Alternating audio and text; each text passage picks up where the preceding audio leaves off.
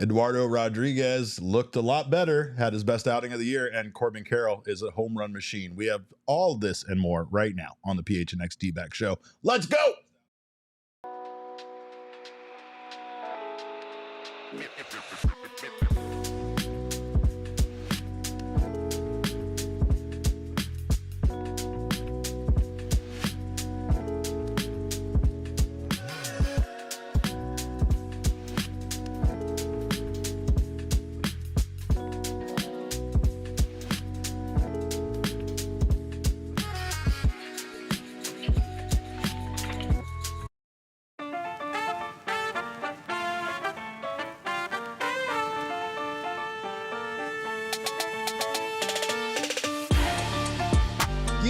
Welcome into another edition of the PHNX D-Backs podcast right here on PHNX. My name is Derek Montilla. Of course, I'm your mayor of PHNX. This is my snake, Jesse Jr., and that is his father, Jesse, of course, known as the vice mayor and your Thunderstick. Diamondbacks win another series. Stop me if you've heard this one. Diamondbacks win by a score of 3-1 over the Marlins, clinching a series win, and they got things back on track after leaving that nightmarish hellhole known as the Trop, which, by the way, the Diamondbacks have only won 4 games in franchise history at the Trop, and it makes sense with the way that building is constructed. But D-backs continue to be very, very good. They are now 20-6 in their last 26 games and 30-13 since July 1st. They remain the hottest team in baseball since July 1st, right up there, kind of still going neck and neck there with the Padres in regards to the best record lately. Yeah, well, I would try to do my best Archie Bradley impression. I don't think I quite have the beard for it. You definitely don't. That's not quite there. You're just incapable of that kind yeah. of We'll get there eventually, Derek. I'm still optimistic. Yeah, Archie Bradley will be back on the PHNX D-Back show very soon. Yeah, he won't be on every single show.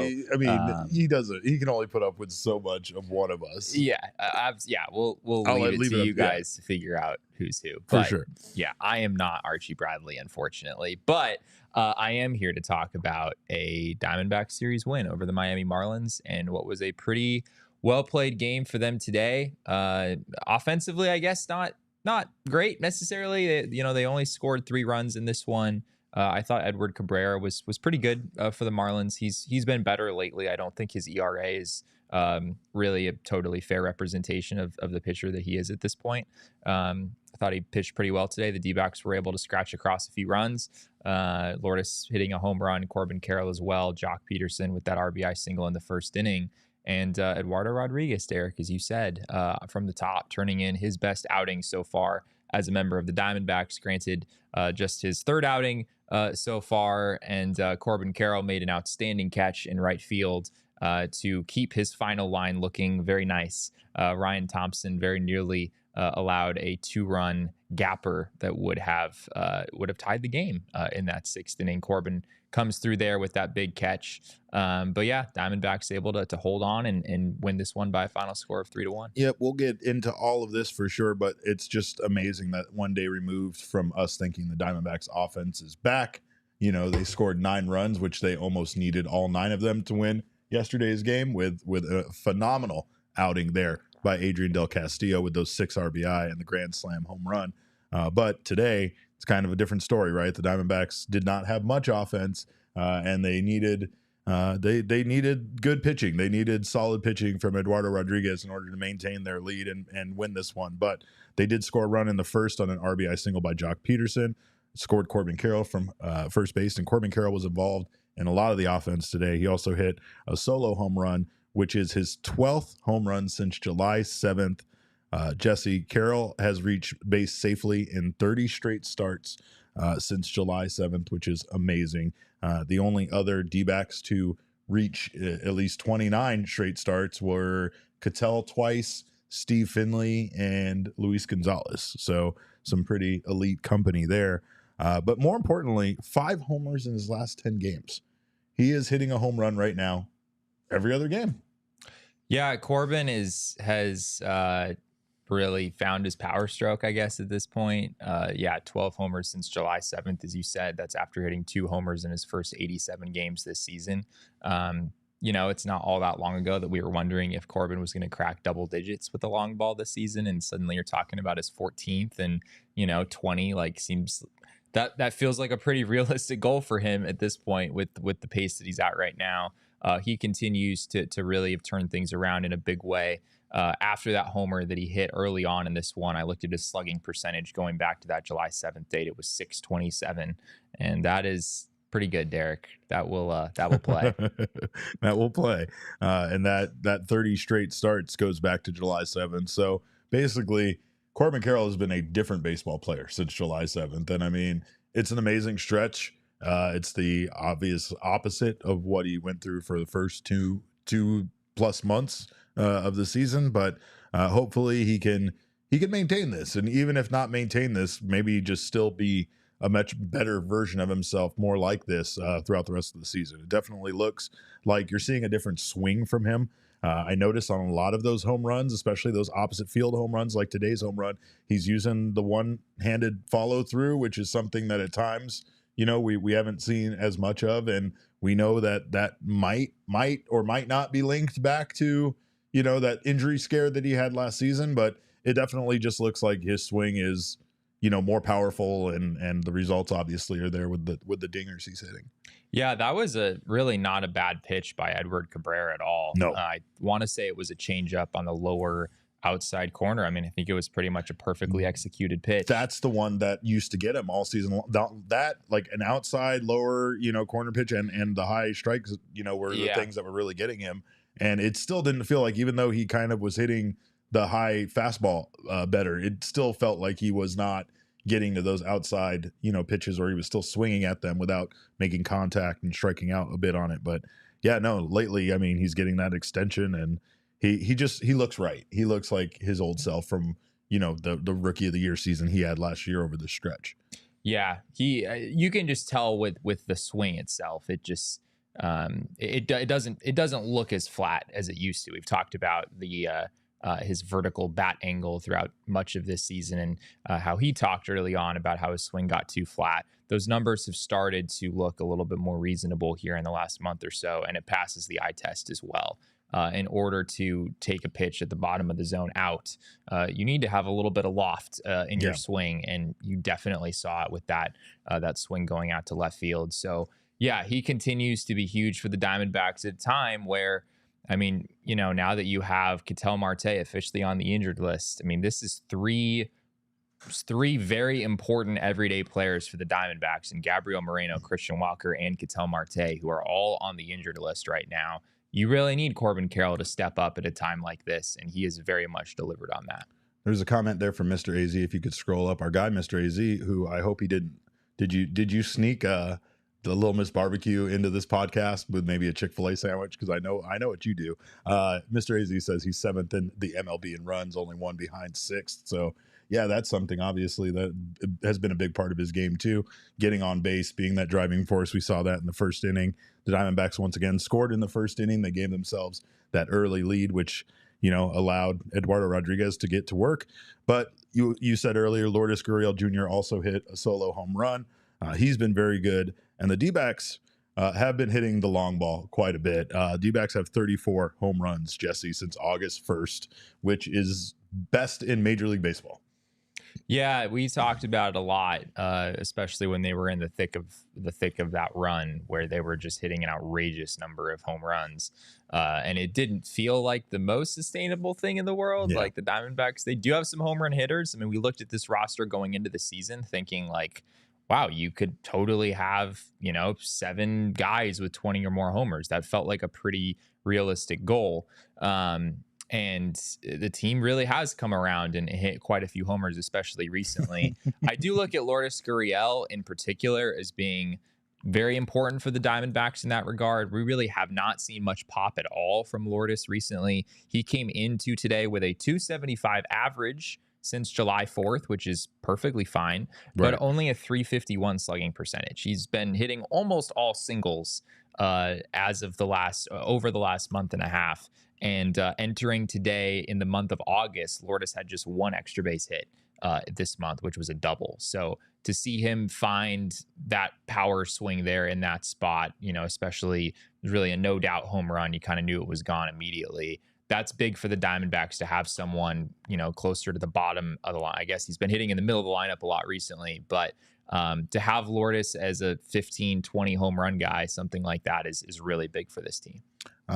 Damon, there was another chat involving someone winning some money there on Corbin's home run. I think it was from Cam Shack right there. Said, I'm a Cubs fan. Welcome in. We're happy to have you, especially on a day where we're not playing your team. And Corbin made me 1K by hitting a home run. Love you, Corbin. God bless you.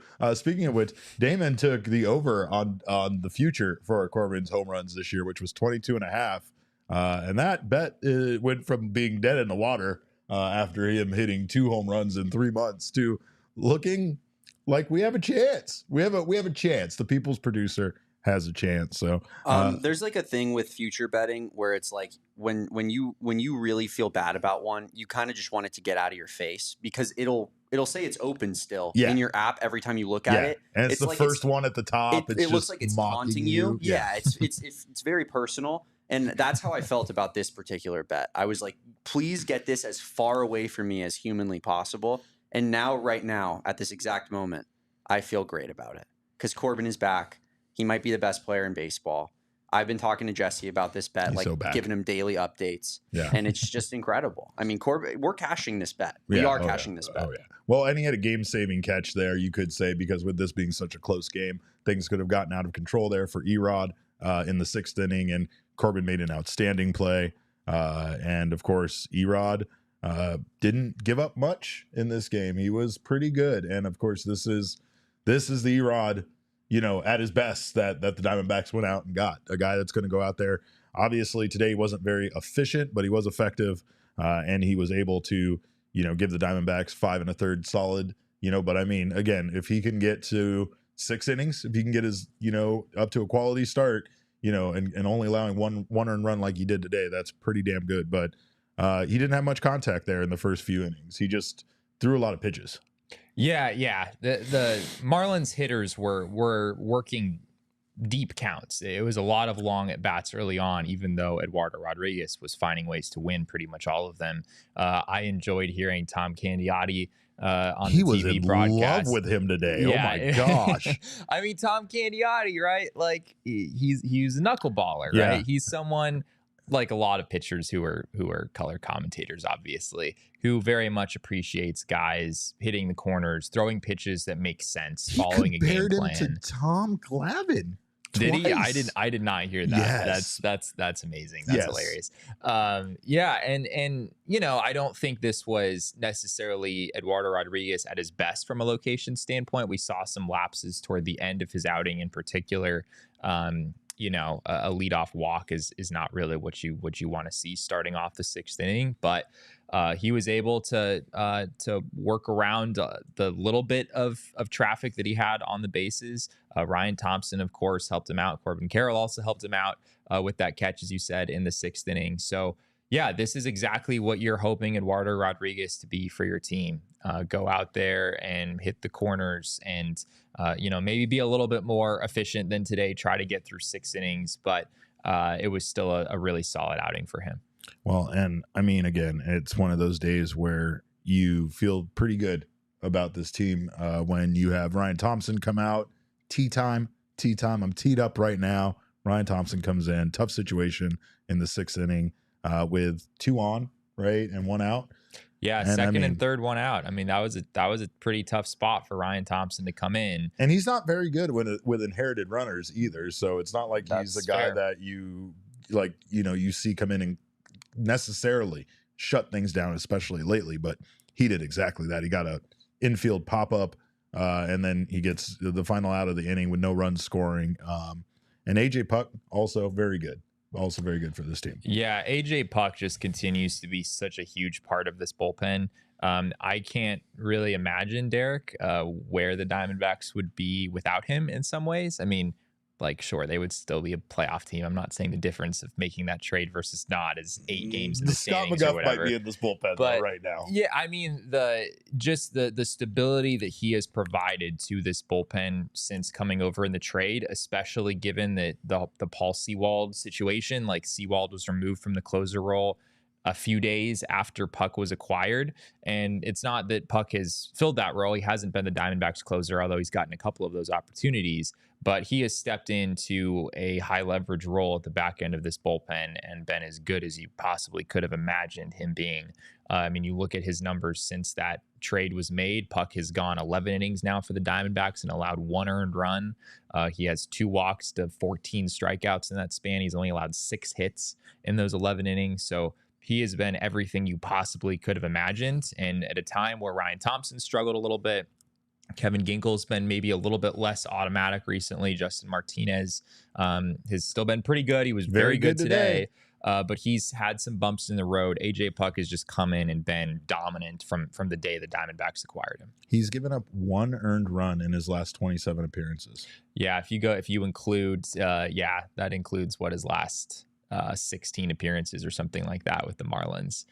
That's wild. I mean, 1 earned run. That's crazy. In 27. Yeah, that those are absolutely crazy numbers. And that's why when the D-backs made the trade, we cautioned everyone, like, don't just look at the ERA, which I think was 4.31 at the time or whatever. It was heavily skewed by those several starts that he made at the beginning of the season. And not only that, but he was on an insane run out of the bullpen when the D-backs first got him. And that's just continued and carried over here to Arizona. And we can't say enough about Justin Martinez either, because he looks more and more comfortable in that role. And even though Torey has not made any official declarations of who their closer is, I think it's fairly apparent who they're trying to groom for that role and who they feel is like ready right now to get there. I know it's against a Marlins team that doesn't have a very potent offense, so it's not like it's one of those situations where, he went out there and struck out the heart of the lineup against the Phillies or something of that sort. But Justin Martinez is just getting those opportunities more and more, and he's becoming more and more comfortable. And I think all fans that watch this game, watch this team, want him in that role. Like, that is the guy I think you want in that role.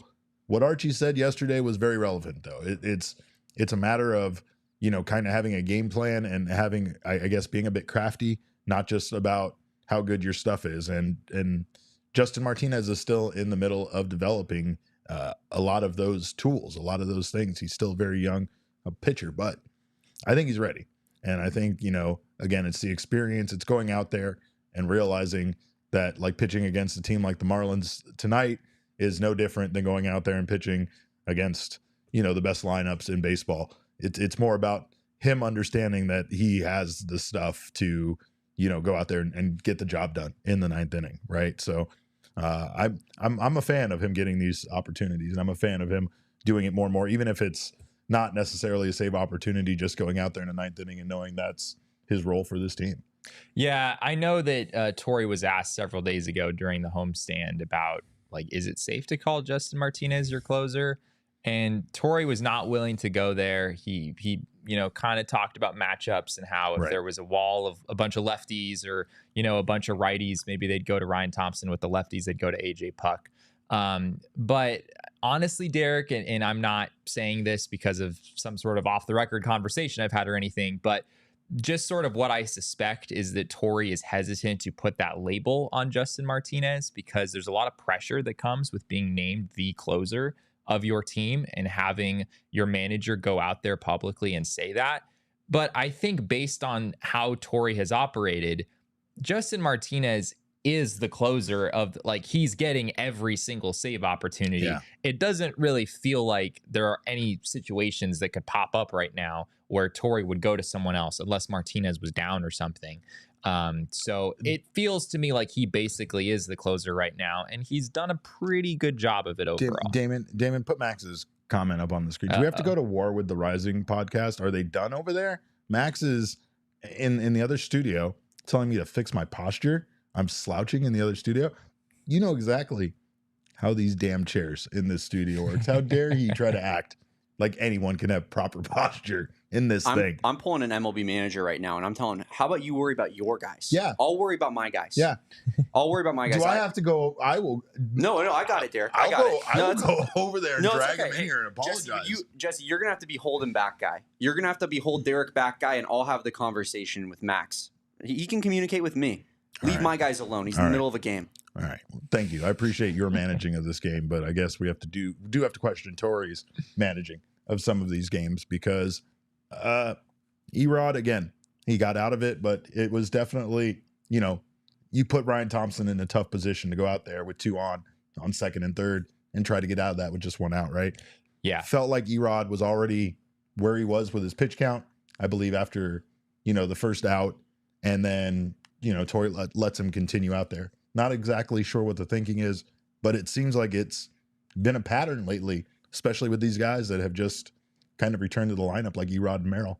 Yeah, I do think there are some valid questions to be asked here about Torrey leaving his starters in maybe a little too long. I mean, at least a conversation. I don't think it's obvious that Torrey is doing that. But I think we can all agree that, if Jesus Sanchez comes in, and that was a 110-mile-an-hour line drive that he hit against Ryan Thompson, for as great of a play as it was by Corbin Carroll, and I don't want to take anything away from that, if Sanchez hits that, 5-10 feet more to the left, Corbin, even with his range, there's just no way he's getting to that ball. And suddenly this is a game that's tied at 3. Yeah. And who knows, maybe we're still playing baseball right now, right? Gross.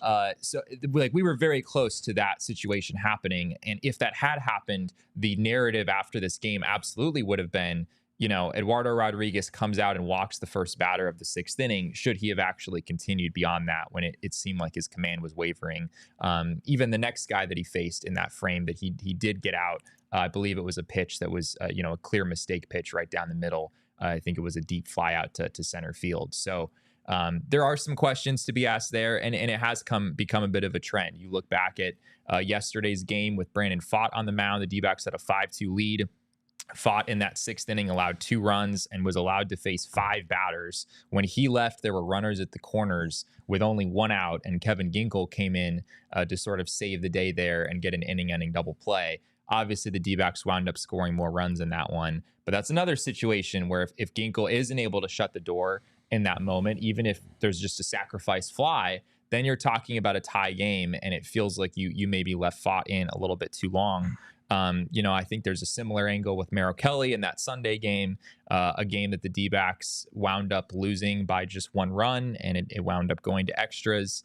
Merrill had just allowed 3 runs in the 5th inning to make it 5-0. And then he came back out for the 6th, and he walked the first 2 batters before he was removed from the game. It's another situation where you can ask, should Torrey have removed Merrill after walking 1 batter, right, and then gone to the bullpen at that point? Joe Mantiply threw pretty well in relief in that situation, but he did wind up allowing a run on a wild pitch. And you ask, okay, if Mantiply doesn't allow that run there, then maybe you're looking at a game that doesn't go to extras. Maybe that Adrian Del Castillo 3-run homer is actually a game-winning home run for the D-backs, and it saves their bullpen from having to go to extras, and obviously maybe would turn a loss into a win for them. So I don't think it's obvious. The bullpen is pretty gassed right now. I think that's probably played a role in how Torrey has managed things the last couple of days, but just a trend that we've seen the last few days where Torrey has stuck with his starters, and it hasn't really worked out all that well for him. Well, we do have our King Snake, and he is there telling you to leave a like at the bottom of the screen. It is the one, the only, the incomparable Corbin Carroll. 2 for 4 today with that home run, 2 runs scored, 1 game-saving catch. Corbin almost won this game on his own. I know it's a team sport, but his contributions on the offense and the defense were just huge today. And again, Corbin just been incredible lately. He's just a completely different player. And again, there's some thought there that, maybe after working on his swing for as long as he has, maybe he's finally figured it out a bit. And like Jesse said, it definitely doesn't look as flat as it's been through the swing plane. So there's that. But also, he looks different. He looks more confident. There was a period of time where Corbin Carroll, I don't think he looked timid. He just looked very upset all the time. He looked very angry. He didn't look like he was having much fun out there playing baseball.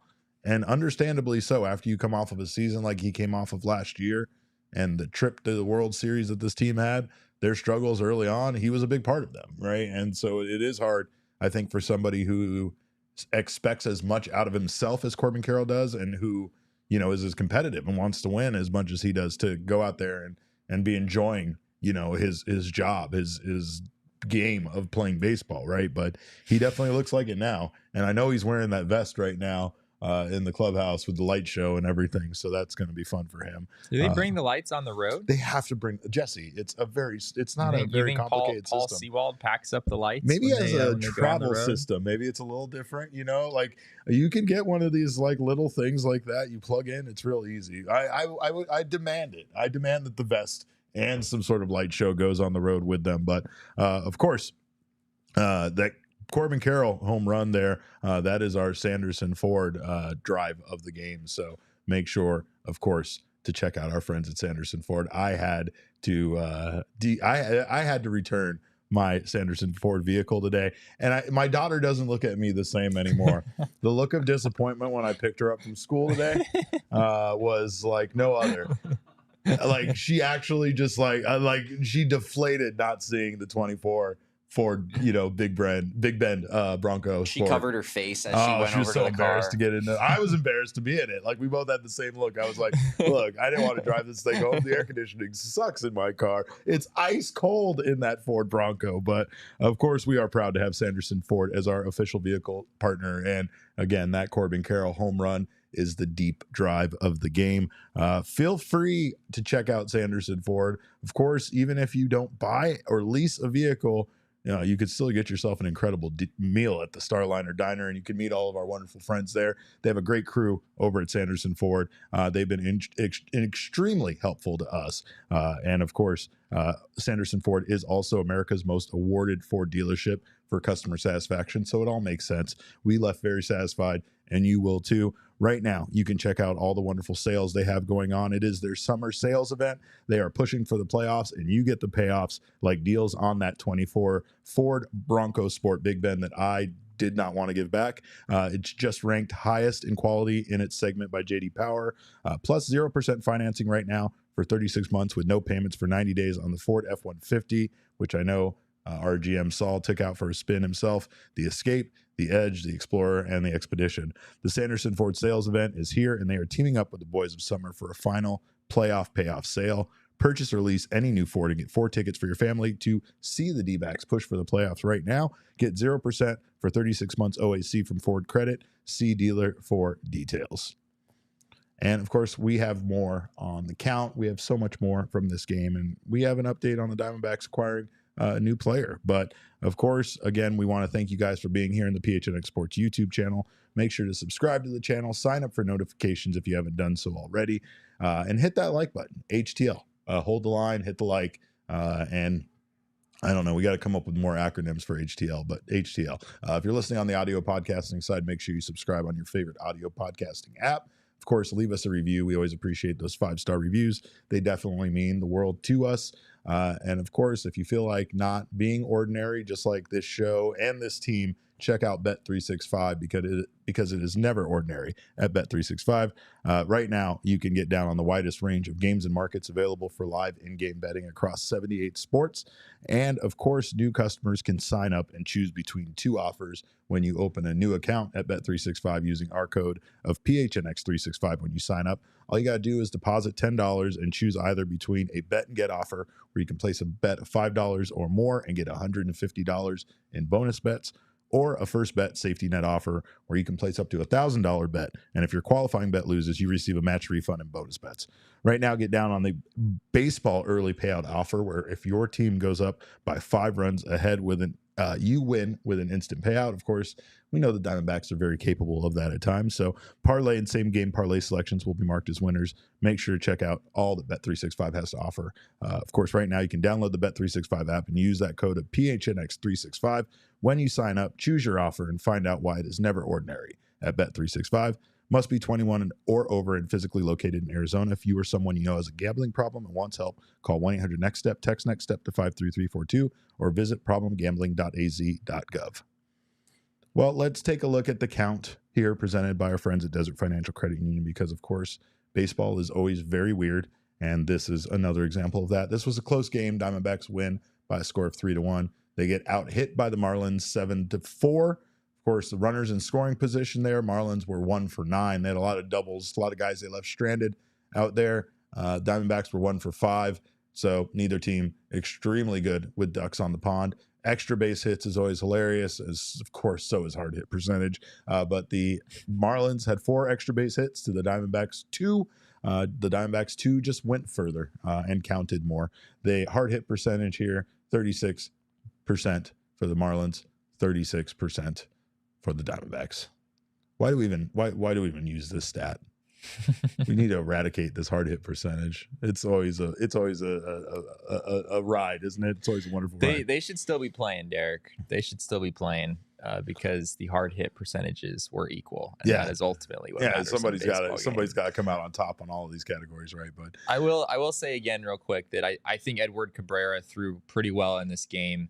And I think over the past, if you look at his numbers in 2022 and 2023, Edward Cabrera, I believe it's 36 games, 34 starts, and an ERA right around 3.7. So over the past 2 years, Cabrera has actually been a pretty good starter. And even his peripherals this season suggest a guy who I think is better than the high 5s ERA that he came in with today. So, not saying that Cabrera is the best starter in the league or anything, but, you score 3 runs in 6 innings against him. I think that's fine. Maybe you'd like to see the D-backs tack on a little bit more late in the game against a Marlins bullpen that's obviously been gutted with all the trades they made at the deadline. But 3 runs was enough today, Derek. Yep. And sometimes that's just the way it's going to be. You're not wrong.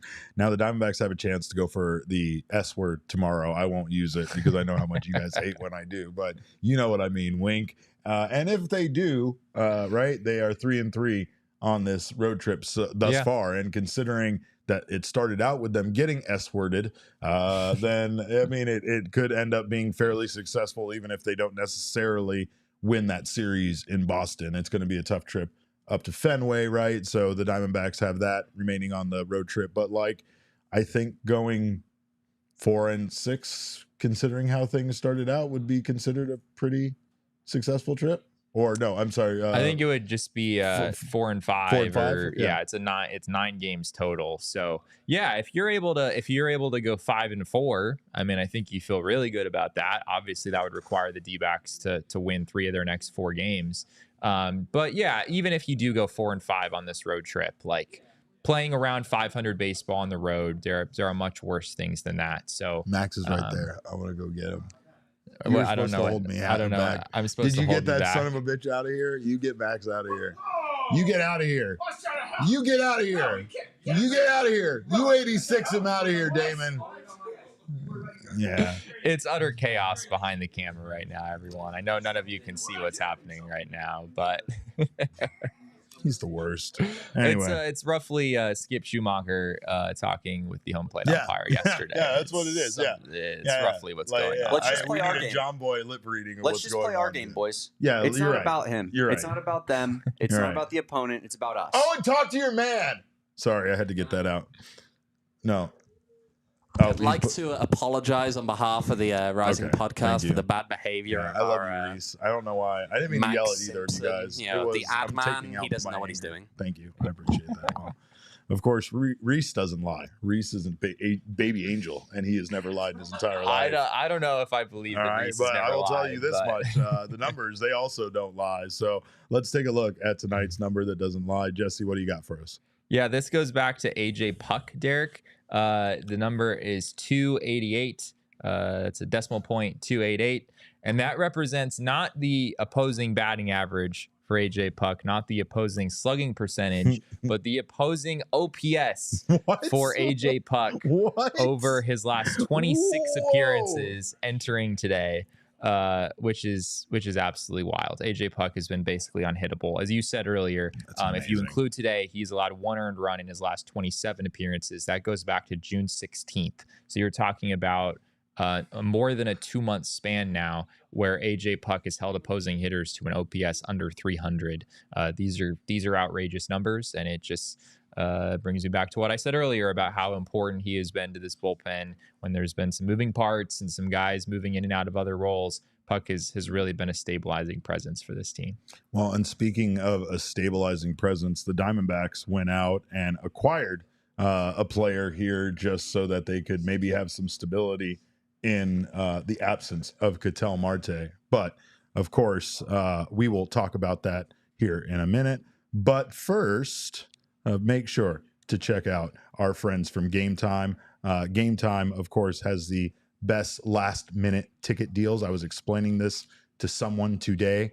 They were on the T website. I'll try not to say any things that might bother anybody, but the one T website that does all the tickets and controls our lives, right? Yeah, see, he's back there. He knows no free ads, right? I'm not going to give up a free ad, but what I'm going to tell you is that much like a lot of people, I had a friend that went onto that website and was convinced that the upcoming Sabrina Carpenter concert that she needs to buy tickets for her daughter for was not sold out, Jesse. And I know you're a huge Sabrina Carpenter fan. Absolutely. I know you probably already have your tickets, but of course on that website, they actually were sold out. It's just a bunch of verified resellers, and they just make it look like tickets are available, even though those tickets are very, very expensive by comparison to tickets you can find on Game Time. So make sure to shop on Game Time and do not let those verified resellers win. Go through Game Time, get your tickets last minute, wait them out, get your tickets the day of your event, and you will save up to 60% last minute by buying your tickets for things like the Sabrina Carpenter concert and sporting events and so much more. You can save even more with exclusive in-app deals on select seats ahead of the game or event. And of course, right now you can save even more when you choose a section and let Game Time just choose the seat for you. So get down on all of those deals. Of course, right now they have their Diamondbacks Dodgers Labor Day special, which is 50% off tickets to the Dodgers Diamondbacks game on Labor Day, exclusively on Game Time. 50? 50, not 15, 50, 50. As I would normally say, but it's a limited availability and supply. You can get your tickets while they last, so do not miss out on the chance to save 50% off your tickets to the Dodgers and Diamondbacks game on Labor Day. That's outrageous. Of course, take the guesswork out of buying tickets with Game Time. Download the Game Time app, create an account, and use code PHNX for $20 off your first purchase. Terms apply. Again, create an account, redeem code PHNX for $20 off. Download Game Time today. Last minute tickets, lowest price guaranteed.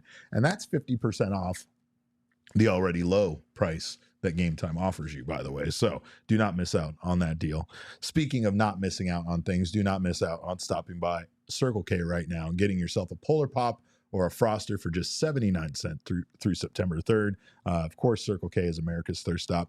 I was so thirsty today, Jesse, and the ironic part was I stopped by Circle K to get gas, filled up my beautiful Ford Bronco before returning it because I'm a classy fellow. Tough moment for you. I don't return cars empty, of course. But you were probably very emotional in this moment.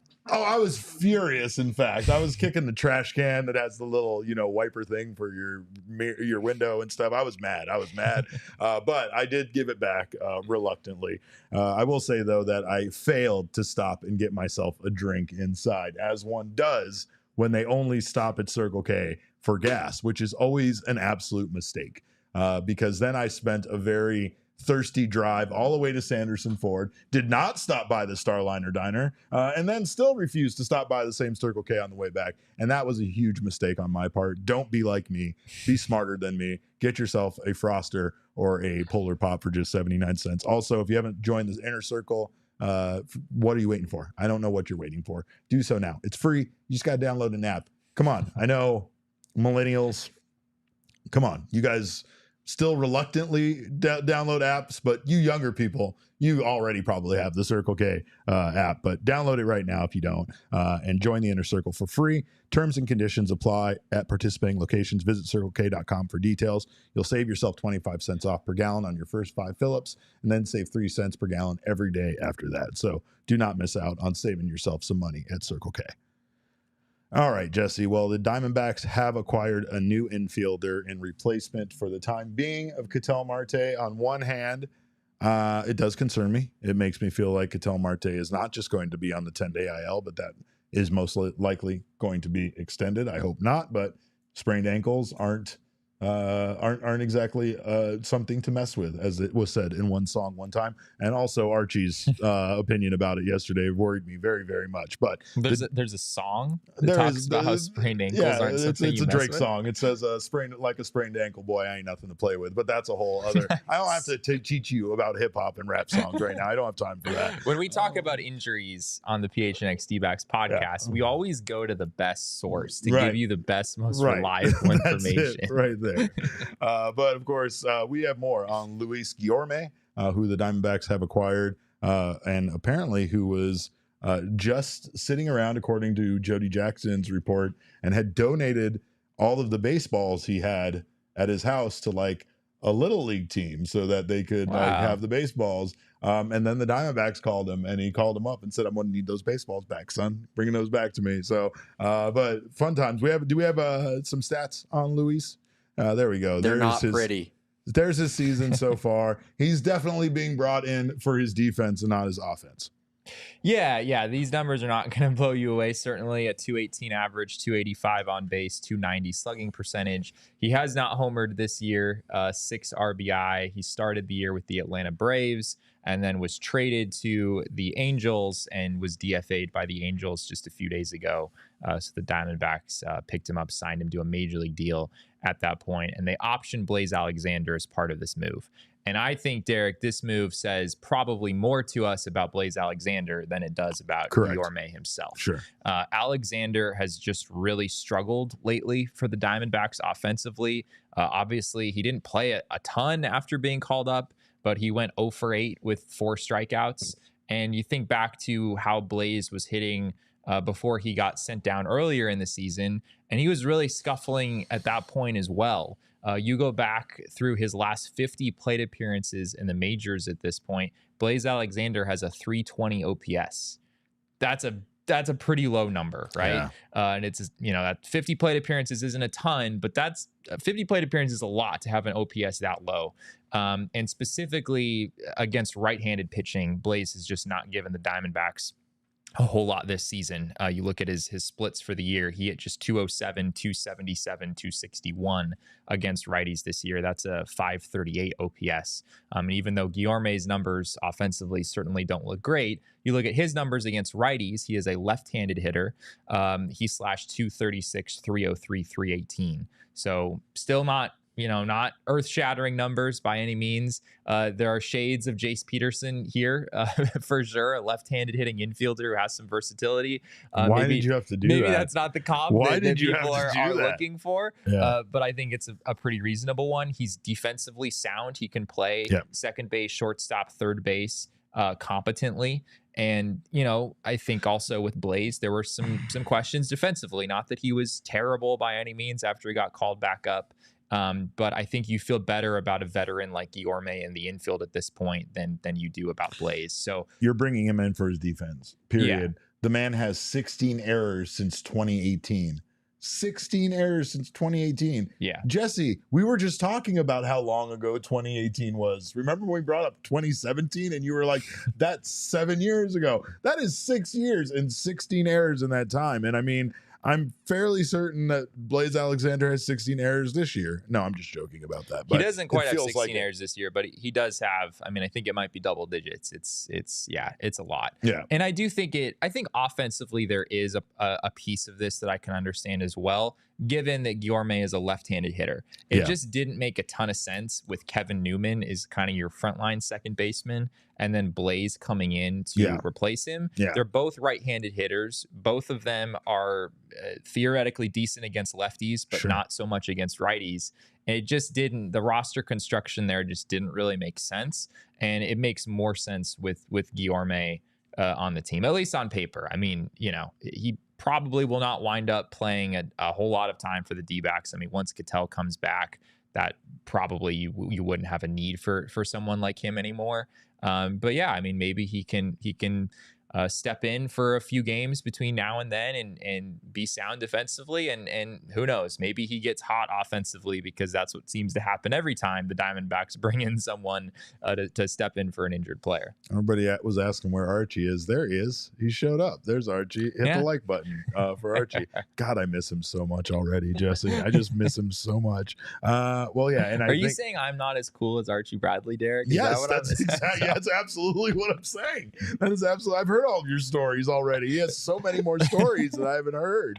I will say this, though. I think going out and acquiring Guillorme shows that the Diamondbacks are very, very committed to not having any deficiencies in their lineup, or at least in their defense, right? Like, he's not going to come out and rock, the opposing pitchers. He's not going to contribute that much offensively. That's not what they're looking for him to do, but they're looking for him to have a better slash line than Blaze Alexander since June 8th, who has been 095, 225, 095, right? You know that you're going to at least get something consistent out of Guillorme, and the Diamondbacks need that right now. And of course, they need help. The depth is being tested at this point. The Diamondbacks have backups, but now, like you said, you have Kevin Newman moving into that primary role while Ketel Marte is on the IL.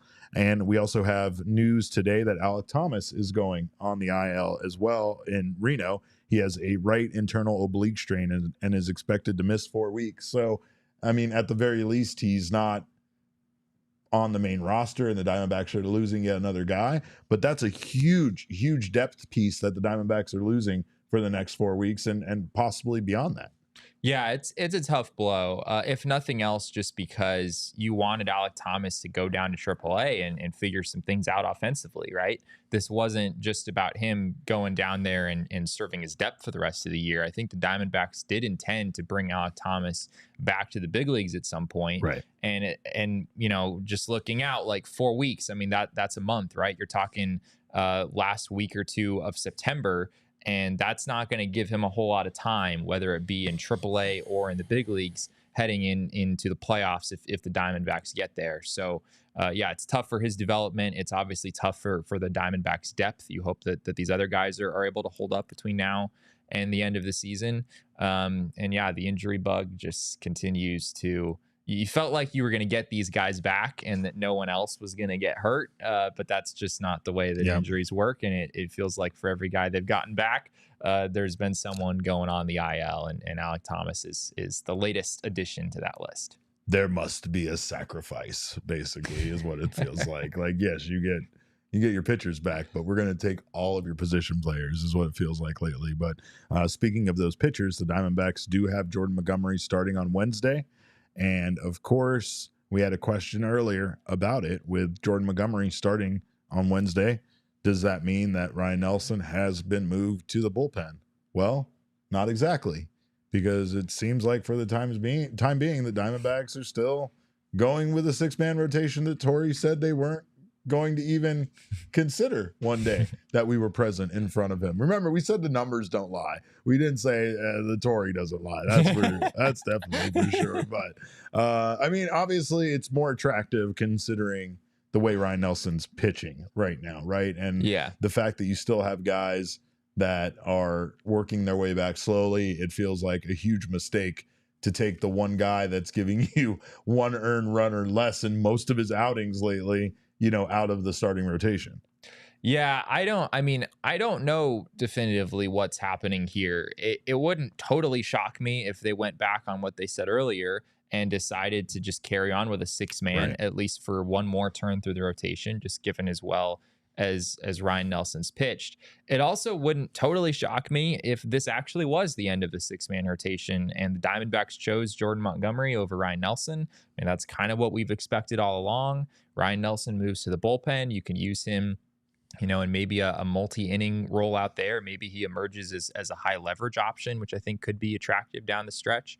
But yeah, we don't really have any answers at this point other than that Jordan Montgomery is not leaving the Diamondbacks rotation. Correct. He is starting that game tomorrow, and he has looked better lately, but of course still has not been what you would hope he would be, and has still very much been outperformed by Ryan Nelson as of late. And as it stands right now, the Diamondbacks do not have any probable pitchers listed for tomorrow or beyond. So we still have no confirmation there on what the Diamondbacks are going to do. Montgomery's not even listed tomorrow? Montgomery is not listed tomorrow. Right now, they still have a TBD on the D-backs probable pitchers website. They really have a thing with like waiting until the last possible moment to officially announce that. Do you think that factors into the fact that nobody knows what they're going to do with these two pitchers, so that you don't know if you're going to get Ryan Nelson or Jordan Montgomery tomorrow, and it's a bit of a they already planning? Like Steve Gilbert tweeted it out before the game. Sure. I think Torrey probably just outright said it pregame. Yeah. So I think Montgomery tomorrow, you can pretty much lock that in at this point.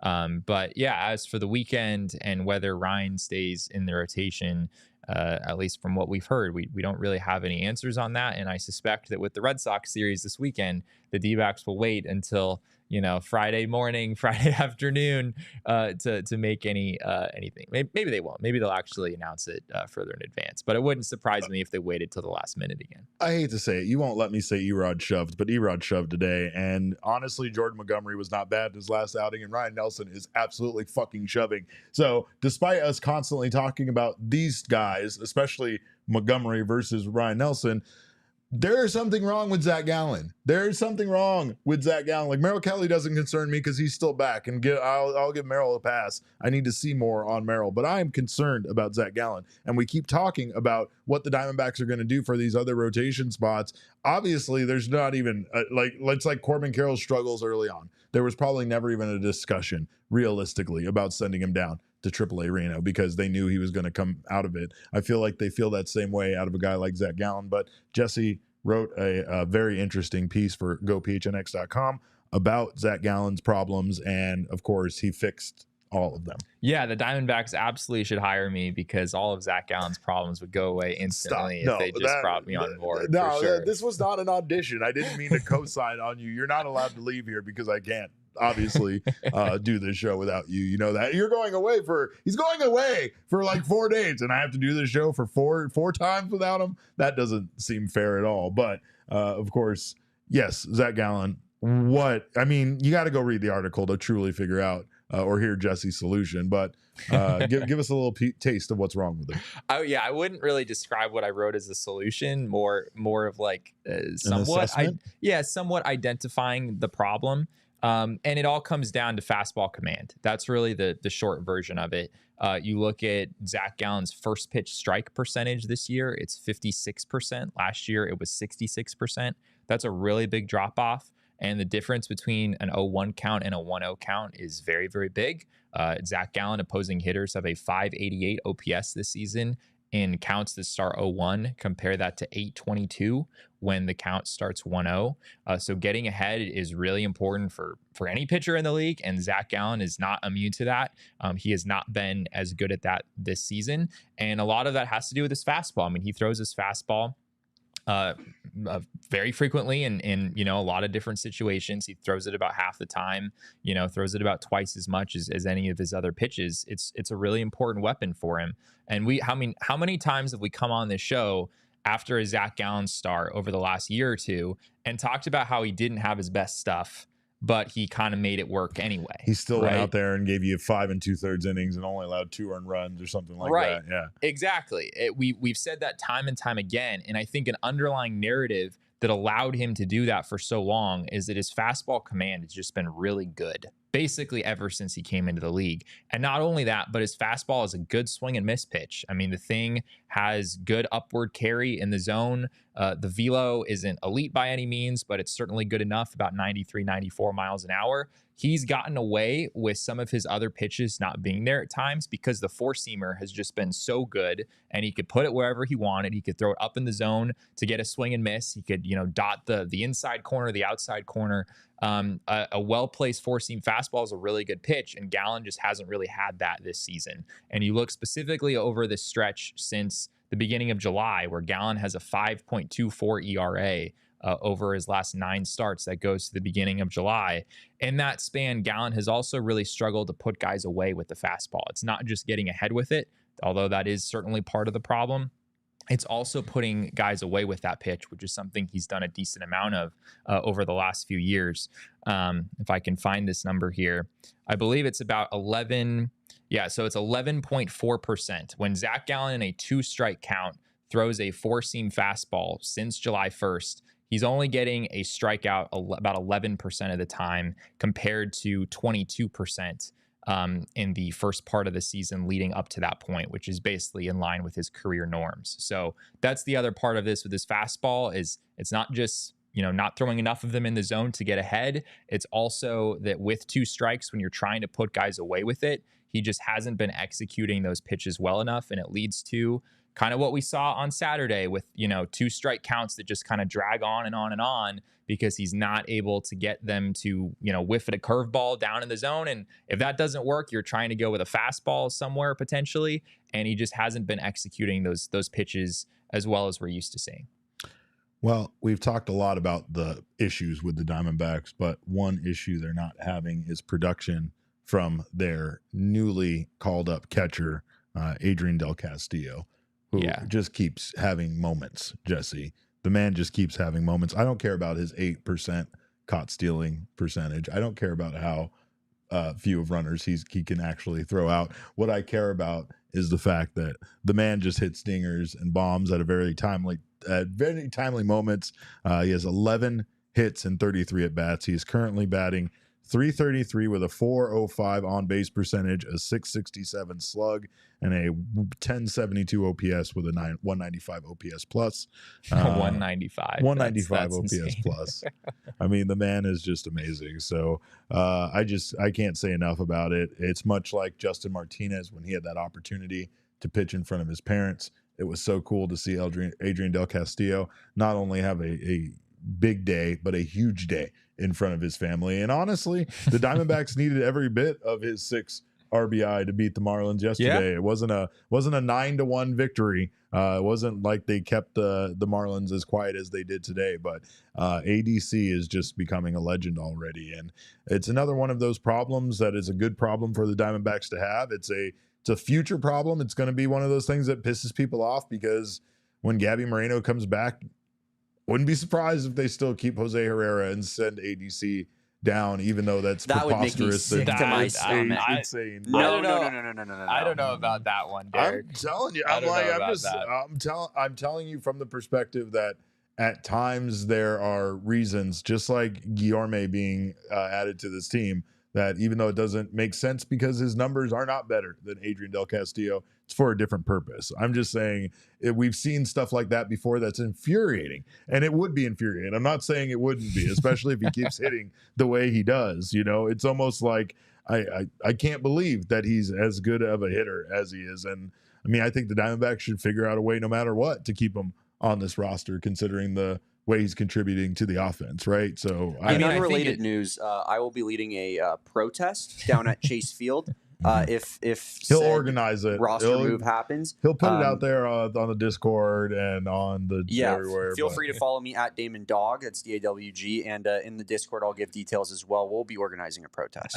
Yeah. I mean, and Benjamin Hunley makes a great point there. He says if Moreno comes back, and that is a good point with that injury. It's not a given. Yeah, it's not a given that he will be back. So maybe the Diamondbacks, go this direction. But I would be pretty surprised if and you're absolutely right that we have to see more. I mean, for as great as these 9 games have been, and they have been spectacular. I mean, he has 14 RBI through 9 games. I believe the record since 1920 is 15 RBI through your first 9 career games. Yeah. That's like since RBI first became a stat that people tracked. No Diamondbacks hitter has ever come close to having 14 RBI in their first 9 career games. I believe Carlos Quinton had the record there at 9 RBI in his first 9. Yeah. So yeah, I mean, what he's doing is outrageously good right now. But you're right. We need to see it for more than 9 games to really know if Adrian Del Castillo's bat is going to stick. More importantly, it needs to be a compliment to the pitching staff too, right? So again, absolutely. It's about I'm not making any assertions there that I know anything about how he catches. I know he has struggled at times in a couple of metrics, right? So I'm just saying that we never know what the preference might be there behind the plate and how other factors might impact that decision. But it would be I will be there with Damon with a pitchfork and a torch of some kind should it happen, because it would be egregious if he can continue to hit And I don't even expect him to hit like this, but if he can hit somewhere close to this, then like it would be a pretty egregious mistake to send him back down. And I mean, Diamondbacks have a couple of issues like that when these players return from injury, what they are going to do with some of these replacements that have been very, very good when called upon by this team. So Haas in the comments says, how far is Seawalk? I thought he was 2 weeks away 2 weeks ago. What do you have any assessment on that? Yeah, I mean, obviously I'm not on the road right now, so I'm not getting the day-to-day updates, but I would be surprised if Christian Walker joined the team on the road trip. It feels to me like the soonest you're probably getting Walker back is the start of the next homestand, which would be a week from today against the Mets. That seems totally realistic to me. Just in time for the Dodgers. Yeah, it would be. Yeah, theoretically, that's something I was thinking about the other day. I think that Dodgers series starts 10 days from today, right on August 30th. It starts next Friday. And you have an opportunity here to have almost, I mean, you're not going to have Gabriel Moreno back by August 30th, obviously, but you could have Christian Walker back by then. And you also could have Ketel Marte back by then, theoretically. I mean, he would be eligible to come off the IL at that point, given that he's just on the 10-day right now. We'll have to see how he progresses. So, that Dodgers series is really important. There's no question about that. I mean, this D-backs division chase is, I mean, it's not looking great at the moment. They came into today 4 games down, but when you have a 4-game series coming up against the team you're trying to catch, you're still in a situation where that's a mountain that you can climb. So getting healthy before that series is obviously a really big factor there. Sean says, just text Tori, Jesse.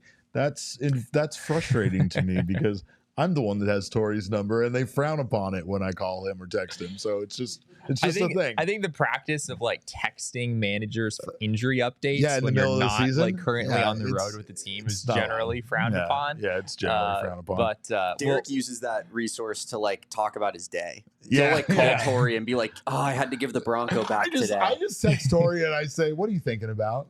You know what I mean? Like good friend stuff, Yeah, if we're texting Tori, it's just about life and whatnot. Nothing to do with injury updates or anything useful. Did you find a place to put the new Christmas lights yet? You know, that kind of thing. Right. So, important. Most important stuff. But of course, we thank you guys so much for being here. We will be back tomorrow with another post-game show. At least one of us will be. In the meantime, though, you can follow us Jesse on Jr. Twitter. is going to carry it tomorrow. Both of us are off. Me and Jesse doing the show together. Me and Jesse Jr. Of course, you can follow me on Twitter. I'm at cap_caveman with a K. This maniac next to me is at Jesse N. Friedman. Of course, the people's producer, Damon Dog, is at Damon Dog. That's DAWG. We are Damon's dogs. Bark. We can't muster up more than that, Archie. I'm sorry, but of course, our show. Archie just didn't know. He didn't know that was part of the bit, right? It's not that we're incapable of barking like an actual dog, but that's just how we do things. There's just some people have passion for being a part of the Damon's Dogs, and some people kind of lose that luster after a little bit. It's like being in a relationship for a long time. It's hard to still have that same energy. Kisses aren't as passionate anymore, but we still give each other a peck before we go to work in the morning. You know what I mean? Like, I don't. What more do you want from me? What more do you want from me? We live together. I mean, I'll always love you guys. You'll always be, my sweet little boys. But Archie is just that. There's a spark there right now when it comes to being one of Damon's dogs. I get it. A new guy comes in. He's got an amazing beard. He's taller it'll than wear the rest off. of us. But, I give him like 2 weeks. Yeah, exactly. He does. That's what. See, he grows old of things so fast. But of course, our show again, PHNX_D-backs. All roads, of course, lead to at PHNX_sports. We appreciate you guys so much. We thank you for stopping by. We will see you tomorrow. And remember, kids, baseball is fun, but it's so much more fun when I have somebody to do this show with, you loser. We all silly like the mayor.